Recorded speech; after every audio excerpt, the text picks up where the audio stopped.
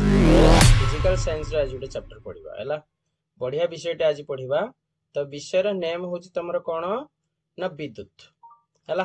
तो पे ये विषय आज आम क्लास करवा है। पे क्लास करने पूर्व चैनल को जो मैंने नुआ आसीच चैनल को सब्सक्राइब करना से जल्दी जल्दी चैनल को सब्सक्राइब कर दियो जहाँफल आम जहाँ भी अपडेट दबा तार नोटिफिकेशन तुम पाखे जाए पहुँच। ओके पे चल डेरी न करी आम स्टार्ट करवा है। पिलामाने टॉपिक रे नेम होची विद्युत बाताको इंग्रजी रे कोहा जाय पिलामाने इलेक्ट्रिसिटी हला। पिलामाने विद्युत कोन के कहि परिबो ना विद्युत होची तमरो गुटे प्रकार शक्ति रो उत्स हला। ये होची तमरो गुटे कोन शक्ति रो उत्स। एई विद्युत थिबा जुगु आमे कोन करि पड़ुचे हमरो विभिन्न प्रकार इलेक्ट्रॉनिक्स जिंस गुडी को आमे चलै पड़ुचे हला। विभिन्न प्रकार इलेक्ट्रॉनिक्स जिंस एग्जांपल होची तमरो फैन बल्ब है यही सब जिनस आम चल पारे एमती अनेक जिनस भी आम चल पारे है। तो यही इलेक्ट्रिसिटी ही सबकि संभवपर भाव आग काल आदौ विद्युत नाला है माने इलेक्ट्रिसिटी आदौ नाला लोक मैंने केमी बचुवे। बर्तमान तुम गोटे सेकेंड जदि इलेक्ट्रिसिटी जदि न रोचे तुम पागल हो जाओ नहीं कि भाव बर्तमान आम केते गुरुत्वपूर्ण अटे। हाँ ठीक अच्छे आम बर्तमान विद्युत विषय पढ़ा ठीक अच्छे। तो विद्युत प्रवाह साधारणतः विद्युत परिपथ माध्यम कराए है। विद्युत प्रवाह साधारणतः क्या माध्यम कराए विद्युत परिपथ माने सर्किट माध्यम कराए। तुम जानिच गोटे पॉजिटिव चार्ज रही है गोटे नेगेटिव चार्ज रही है है। परिपथटा एमती ही तैयारी कराए। गोटे थर एमती बल्ब आम रखिले है बल्ब एमती रहा तो ता सर्किट डायग्राम एमती हम ये तुम रहा कौन बैटरी रहा है। तो कौन करा ना हूँ एमती परिपथ कराए है। तो विद्युत प्रवाह साधारणतः विद्युत परिपथ माध्यम कराई थाए। तो आम बुझा बर्तमान विद्युत स्रोत आ परिपथ कौन परिपथ कहले कौन बुझा आ विद्युत स्रोत कहले कौन बुझा यही सब जिन आम जाना दरकार। पिला माने विद्युत क्या देकी प्रवाहित हो पारे ना विद्युत सब पिला माने जदि सेटा गोटे गुड कंडक्टर हेतिबो है जदि हेटा गोटे गुड कंडक्टर हेतिबो गुड कंडक्टर माने कौन रे ना सुपरिवाही पदार्थ जदि कौन गोटे पदार्थटे सुपरिवाही होता है तेबे ता मध्य देकी विद्युत प्रवाहित हो पारे है। तो से कथा कहूँ विद्युत परिवाही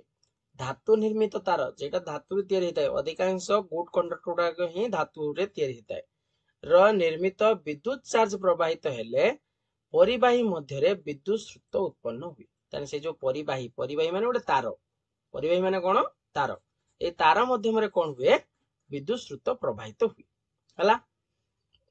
एक अविच्छिन्न व मुदित विद्युत प्रवाह पथ को विद्युत परिपथ बोली कह जाए। इलेक्ट्रिक सर्किट क्या कहबा हमें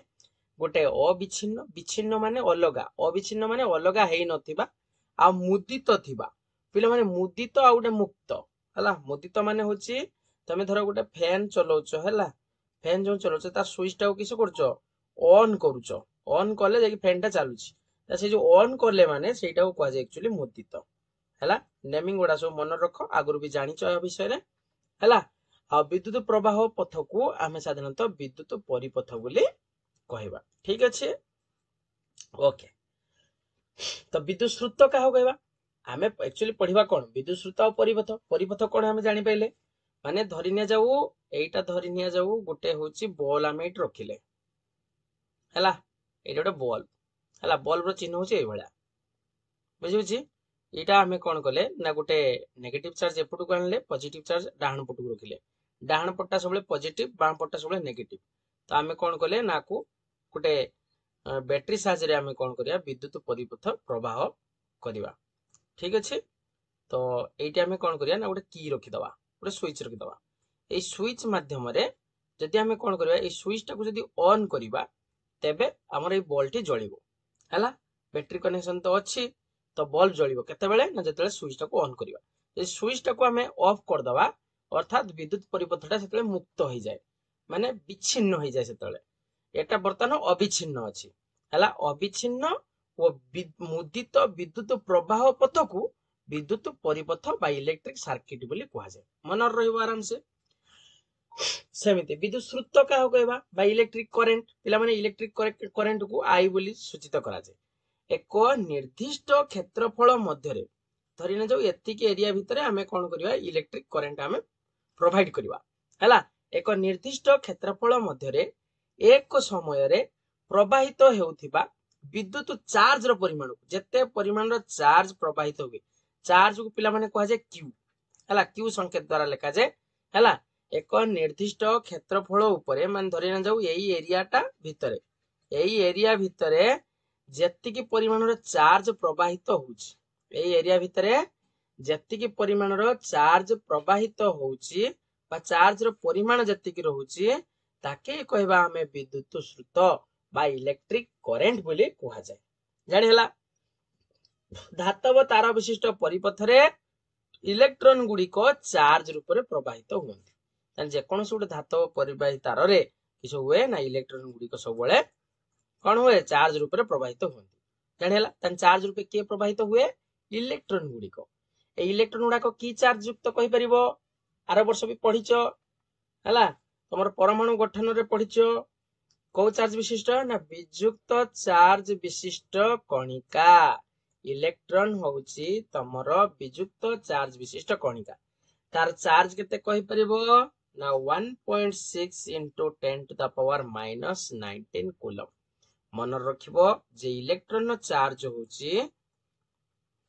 इलेक्ट्रॉन रो चार्ज होउची 1.6 माने एटा माइनस चिन्ह दबो हला minus 1.6 into 10 to the power minus 19 coulomb ठीक अछि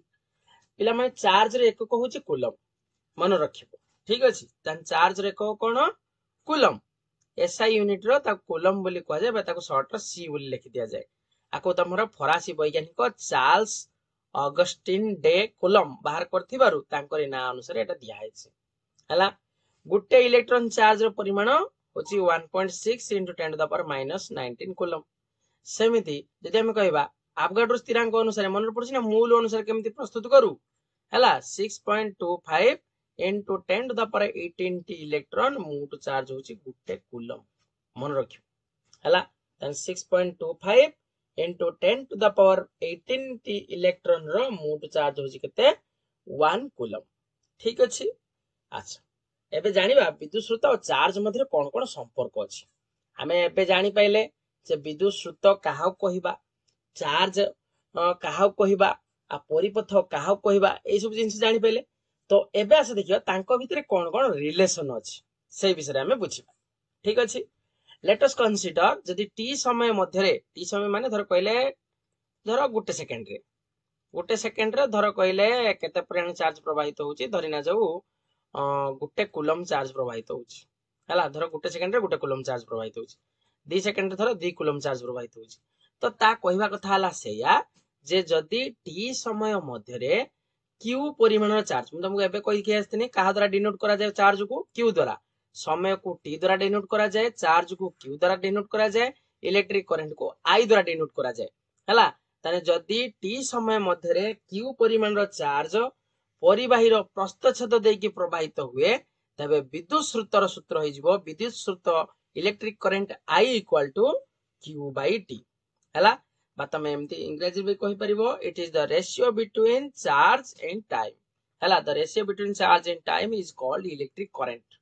हला तने टी समय मध्य रे क्यू परिमाण रो चार्ज प्रवाहित हेले आमे ता कहबा विद्युत स्रोत I equal to Q by T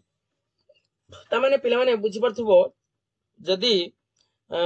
कोन हबो ना टी धरो 1 सेकंड हबो तने क्यू जदी 1 कूलम हुए तबे आई इक्वल टू केते हबो 1 ए माने कोन पिला माने ना ए माने होची एम्पियर मन रखिबो ए माने कोन एम्पियर ताने एठी तमे दीटा तीनटा जिंस जानिलो समय रो एकक होची सेकंड चार्ज रो एकक होची कूलम मन रखिबो शॉर्ट क्वेश्चन आसीबो आ इलेक्ट्रिक करंट आई हैला करंट रो एकक अर्थात विद्युत स्रोत रो एकक होची कोन ना एम्पियर विद्युत स्रोत रो एकक कोन ना एम्पियर मन रखिबो हैला अर्थात आई इक्वल टू 1 एम्पियर हबो नै कि हबो ना नै काहे ना तमे कहिलो कोन I equal to Q by T Q टाकू धरी नलो 1 टी को धरी नलो 1 ताने 1/1 जे 1 ताने I इक्वल टू 1 एम्पियर हबो हला अर्थात जदि 1 सेकेंड रे परिबाही रे 1 कूलम चार्ज प्रवाहित हुए तेबे विद्युत सूत्र परिमाण 1 एम्पियर हबो ताने शॉर्ट क्वेश्चन आसीबो जे 1 एम्पियर कहिले कोन बुझो ताने जदि 1 सेकेंड रे परिबाही रो 1 कूलम चार्ज प्रवाहित हेले आमे कहबा विद्युत सूत्र 1 एम्पियर हबो विद्युत सूत्र परिमाण केते हबो 1 एम्पियर 1 एम्पियर से समान 1 कूलम बाय 1 सेकेंड हला तार एसआई यूनिट माने स्टैंडर्ड यूनिट ता होची एम्पियर मन रखिबो हला आ गोटे कथा मन रखियो पिला माने जे परिपथरे स्वल्प परिमाण माने अल्प परिमाण जतले विद्युत सूत्र परिमाण मापिया पई साधारणतः मिली एम्पियर व्यवहार करा जाय ताको एमए बोली लिखा जाय बुझिला ताने जेटा जे जगार अल्प आमे मापुचे विद्युत सूत्र परिमाण जे जगार अल्प मापिबार अछि ताको साधारणतः आमे मिली एम्पियर बा माइक्रो एम्पियर रे मध्य मापा जाय थाए ठीक अछि 1 मिली एम्पियर जे मन रखिबो 10 टू द पावर -3 एम्पियर हला माने 1/1000 केते 1/1000 एम्पियर माने 1000 भागरो भागे हला सेमती 1 माइक्रो एम्पियर जे होची 10 टू द पावर -6 एम्पियर ठीक अछि मन रखिबो पिला माने गुटे क्वेश्चन तुमर परीक्षा क्वेश्चन आसी पारे 1 मार्किया क्वेश्चन जे विद्युत स्रोत को मापिबारे जो उपकरण टी को व्यवहार करा जाय ताको कह जाय एमीटर कोन कह जाय तान विद्युत स्रोत को मापिया पई जो उपकरण टी व्यवहार करा जाय ताको कह जाय एमीटर मन रखिबो शॉर्ट क्वेश्चन आसीबो हला ठीक अछि ताने विद्युत स्रोत को मापिया पई जो उपकरण व्यवहार करा जाय ताको कोन कह जाय एमीटर पिला माने जो एमीटर नहे कि ए एमीटर को साधारणतः हमर जो परिपथ जो कहूचे से परिपथ को तुमको पंक्ति रे बा धाड़ी रे संयोग करा जाय ताने एमीटर ता साधारणतः कोउथिरे प्रस्तुत करा माने संयोग करा जाय पंक्ति रे बा धाड़ी रे संयोग करा जाय देखिबा आसो हमर एई भलिया रहिबो तमरो सर्किट डायग्राम टी एबे तुमको सेही विषय बुझौथिली एटा होछ तमरो बल्ब एटा होछ तमरो की माने जेटा तुम स्विच बोली कहूचो एटा तमरो एमीटर लागि थाए एमीटर काहे व्यवहार करा जाय जानि पाइलो जे एमीटर साधारणतः विद्युत सूत्र को मापिया पाई हला विद्युत सूत्र केते परिमाण विद्युत सूत्र प्रवाहित होउची हला ताहा जानिया पाई हम उटे एमीटर व्यवहार करू बुझिला तो इलेक्ट्रिक करंट ता तमरो एई बाटे देई के जाउची बल्ब को हला एई बाटे देई प्रवाहित एटी बैटरी ता तमरो लागिची बुझिला